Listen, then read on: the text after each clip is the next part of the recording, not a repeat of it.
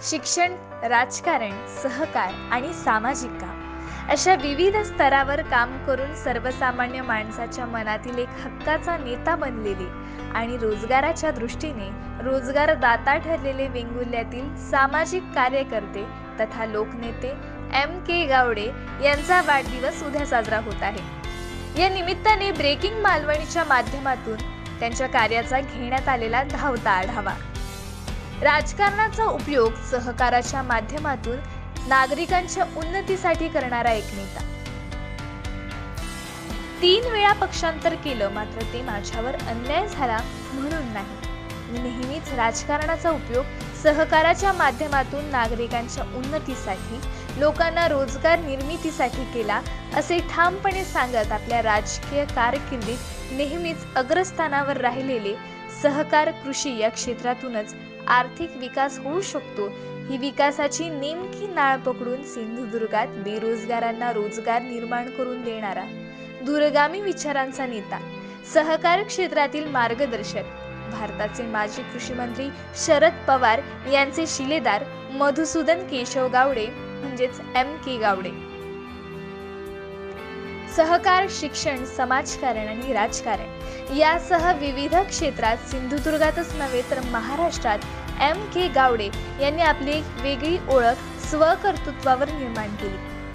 वेंगुर्ले तालुक्यातील वेतोरे या छोट्या गावातील भूमिहीन व गरीब कुटुंबात M.K. गावडे यांचा जन्म 29 सप्टेंबर 1954 रोजी झाला। गावात 10वी पर्यंत शिक्षण घेतलं व त्यानंतर मुंबईत महाविद्यालयीन शिक्षणाबरोबर इंटेरियर डिझायनिंगचं शिक्षणही पूर्ण केलं। त्यानंतर लाखोजी इंटेरियर मुंबई येथे 7 वर्षे नोकरी केली। या अनुभवाच्या शिदोरीवर त्यांनी 1986 साली नोकरीचा राजीनामा देऊन इंटिरियर मध्ये कन्सल्टिंगचा व्यवसाय सुरू केला।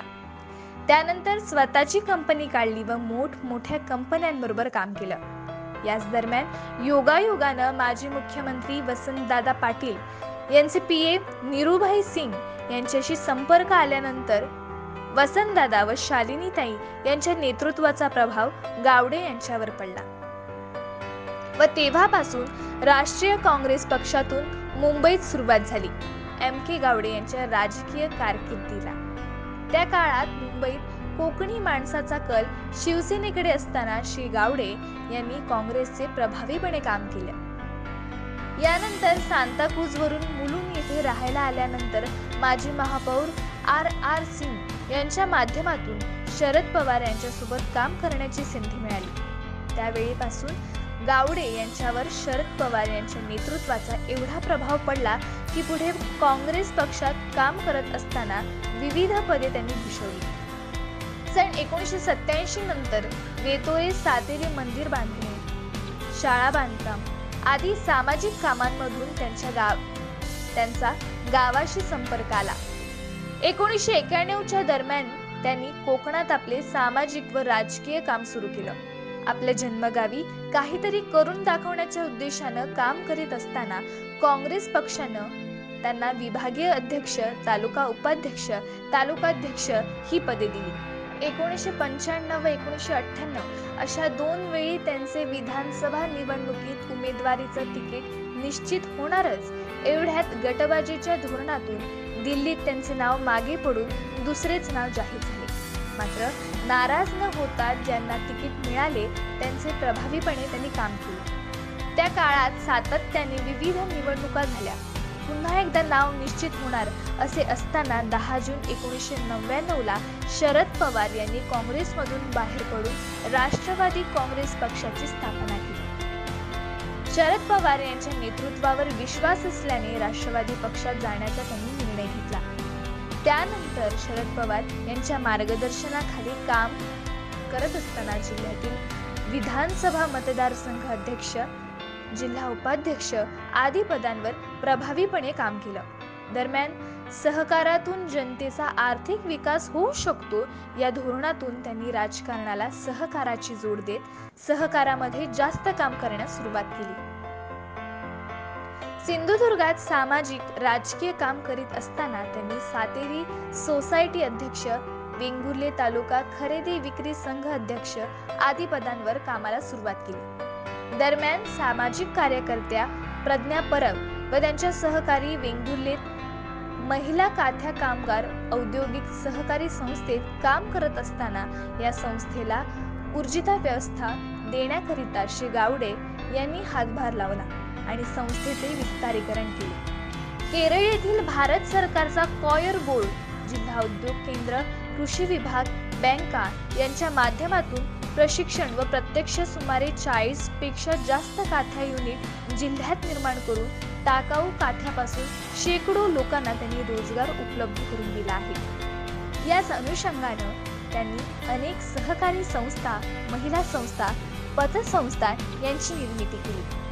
दरम्यानच विधानसभेच्या निवडणुकीसंदर्भात पक्षाची धोरणे न पटल्याने सन 2009 मध्ये त्यांनी प्रवीण भोसले यांच्यासोबत राष्ट्रवादी पक्षाचा राजीनामा देऊन 14 फेब्रुवारी 2010 मध्ये राष्ट्रीय काँग्रेस पक्षात प्रवेश केला. यानंतर माजी मुख्यमंत्री नारायण राणे यांच्या नेतृत्वाखाली वैभववाडी सहित दोडामार्ग, सावंतवाडी आदी भागात निवडणूक निरीक्षक म्हणून काम पाहिले. राणे कुटुंबियांनी आपला नेहमीच आदर केला असे ते आवर्जून सांगतात.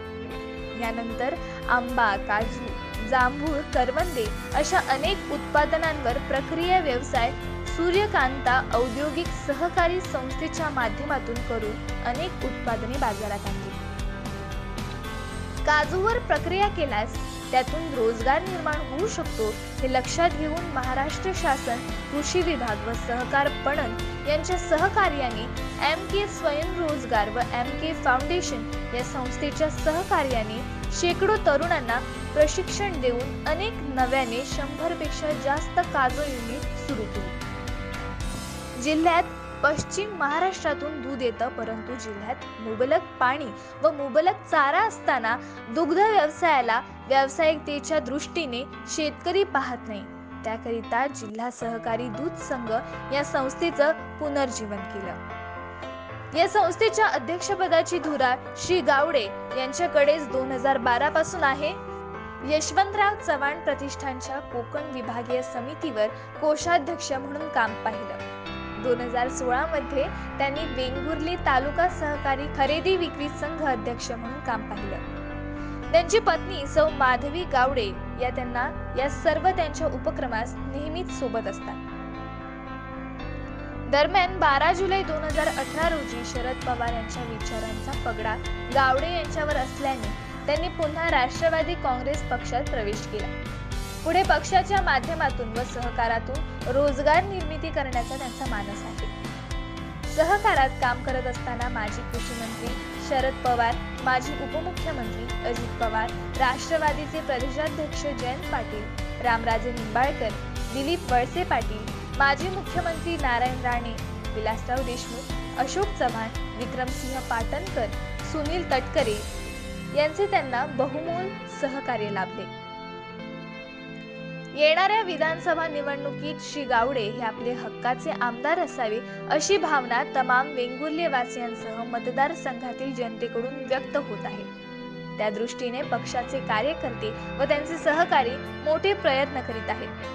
त्यामुळे येणाऱ्या विधानसभा निवडणुकीत त्यांचे आमदारकीचे स्वप्न पूर्ण हो व त्यांचा पुढील राजकीय प्रवास सुखमय जावो अशा ब्रेकिंग मालवणी परिवाराकडून त्यांच्या वाढदिवसासाठी हार्दिक शुभेच्छा.